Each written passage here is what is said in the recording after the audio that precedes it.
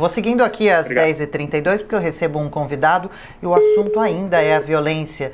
Em queda desde o ano de 2018, o número de assassinatos no Brasil voltou a crescer nesse primeiro semestre agora de 2020, pelo menos é o que diz o relatório do Fórum Brasileiro de Segurança Pública, divulgado nesta segunda-feira, comecinho de semana. De acordo com o anuário, houve uma alta de 7,1% das mortes violentas e intencionais, mesmo em período onde as pessoas se mantiveram mais em casa, cumprindo a quarentena devido à pandemia.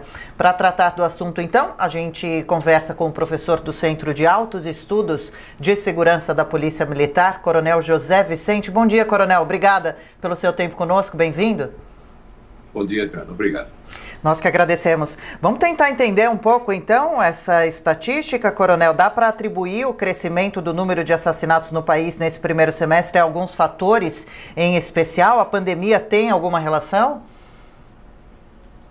Pode ter, evidentemente, porque é um período que todo o país passou por uma restrição de movimentação de pessoas pelas ruas. Isso impactou a dinâmica normal dos crimes. Houve uma queda substancial dos crimes contra o patrimônio, mas, surpreendentemente, cresceu em cerca de 7% essas mortes intencionais, como se chama.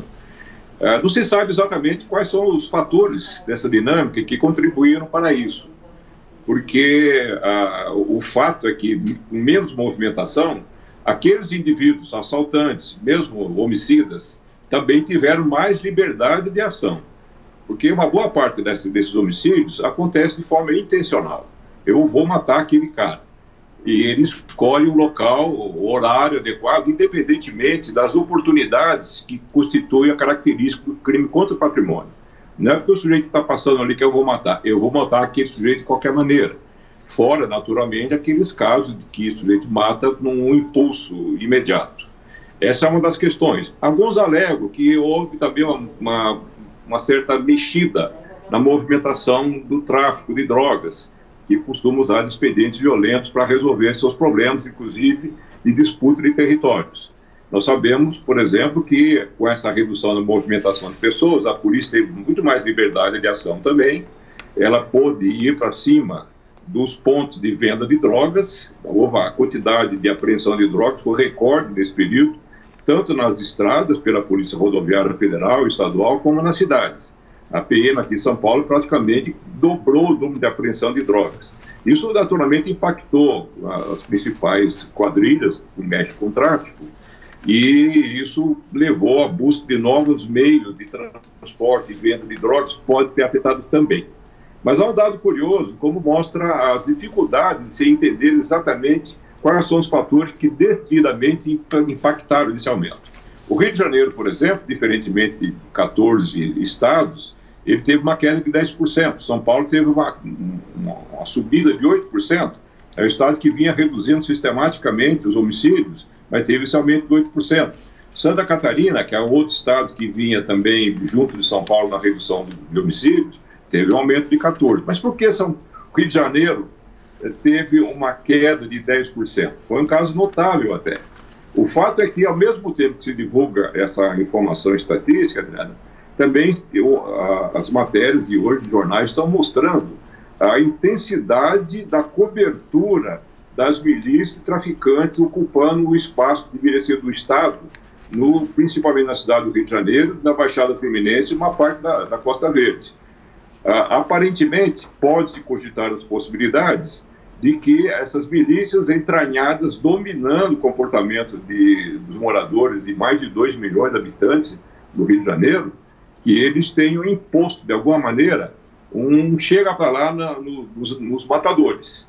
Não interessa para a milícia os matadores, porque isso leva a polícia para dentro das comunidades que estão dominando. Então, é uma possibilidade também. Ou seja, os pesquisadores estão ainda cogitando, colocando hipóteses.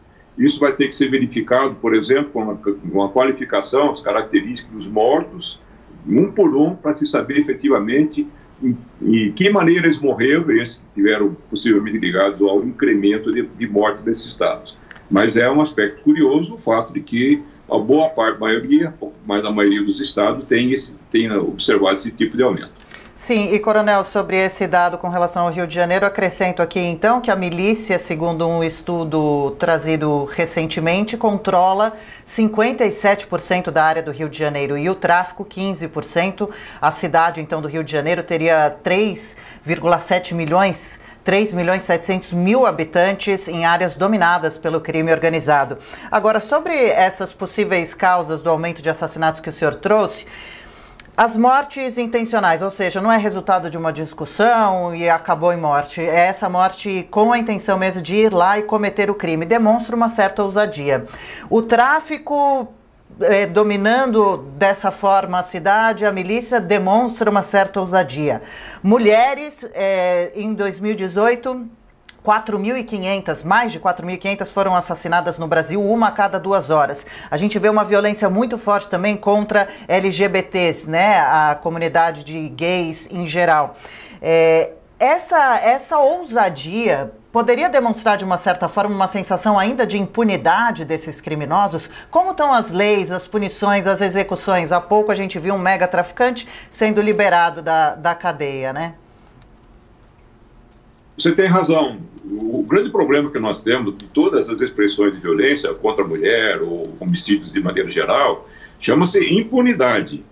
Nós temos mecanismos ainda muito frágeis para conter a ação de pessoas mal intencionadas que querem agredir a sociedade, agredir pessoas, agredir seus vizinhos, porque é um dado muito claro a respeito da questão da impunidade.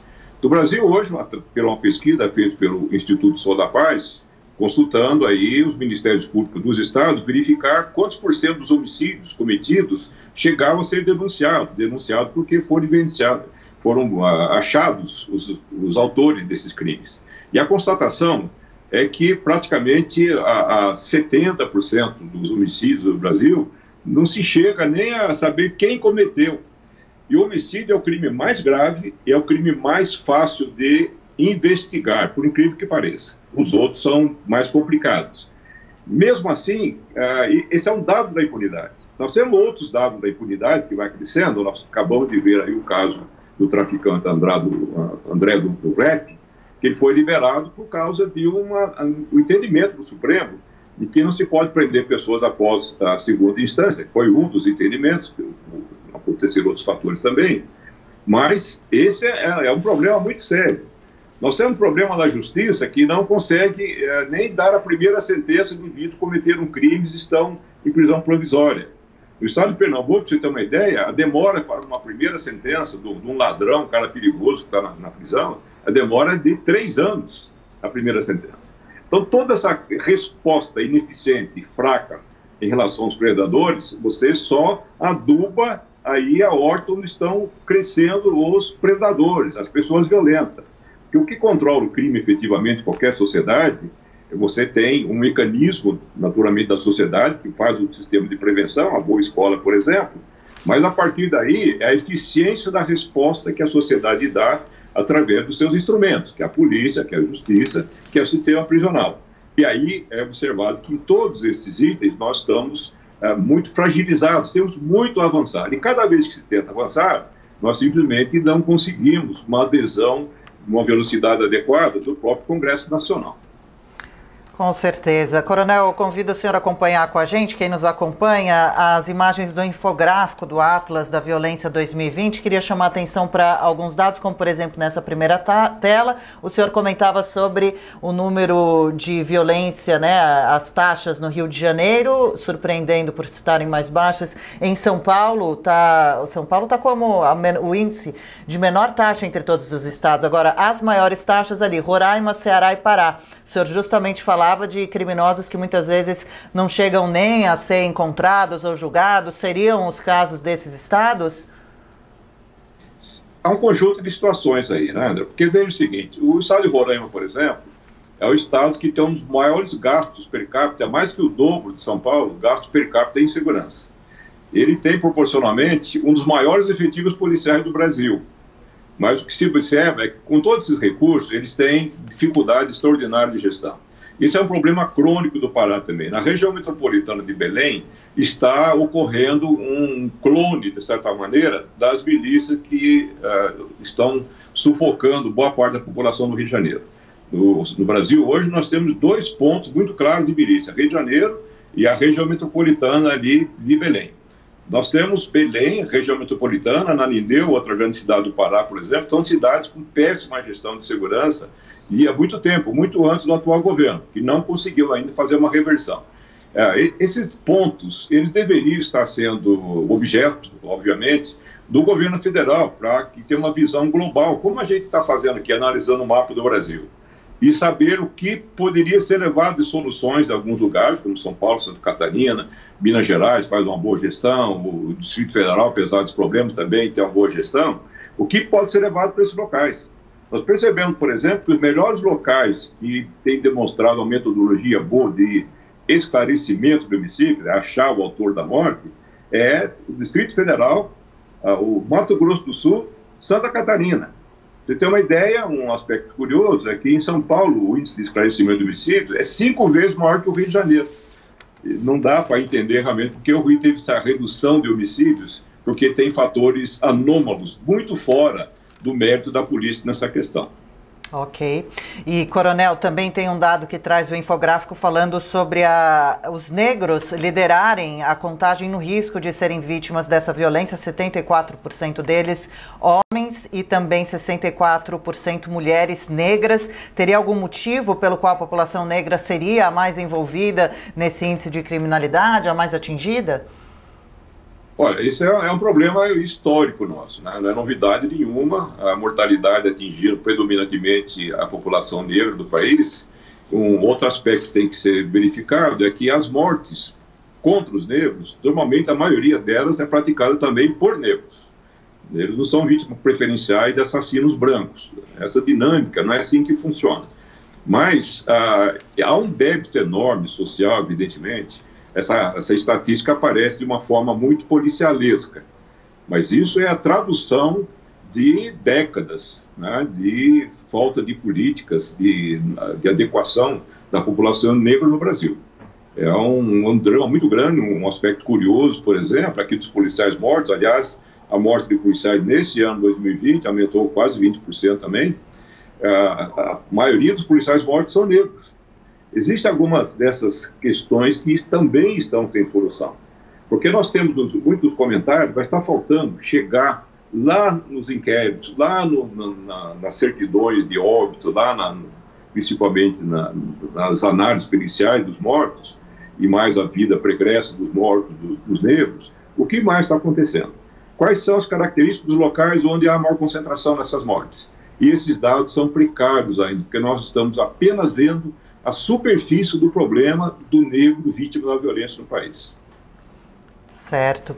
Coronel, queria comentar com o senhor também, por favor, que o senhor trouxesse para a gente um parecer sobre, especialmente esse período da pandemia, né? A gente viu que as pessoas ficaram mais fechadas dentro de casa, consumindo mais álcool, não sei também se drogas, mas a violência contra crianças também aumentou, contra as mulheres, e as crianças presas dentro de casa não conseguiam denunciar. Essas são as informações de especialistas, porque elas costumam denunciar a violência nas escolas, nas creches, e essa violência contra a mulher também, esse maior índice de mortes, poderia estar relacionado realmente com esse período do coronavírus, das pessoas trancadas em casa, já que esse índice não crescia num primeiro semestre no Brasil desde 2018. Quem sabe agora o próximo semestre seja menos mal, o ano que vem? O que o senhor acha? O coronel deu uma travadinha. Estou falando com ele aqui sobre o novo infográfico trazido pelo Atlas da Violência para a gente sobre a criminalidade no Brasil, o número de assassinatos especificamente que cresceu de forma de chamar atenção nesse primeiro semestre de 2020. E recuperei a ligação. Tem uma informação que traz também que a maioria dos crimes aconteceu aos sábados e domingos. Coronel, comigo? Não, né? Tá bom, deixa eu refazer essa ligação. Tem mais alguns pontinhos para a gente encerrar com o coronel aqui, interessantes da gente tentar entender.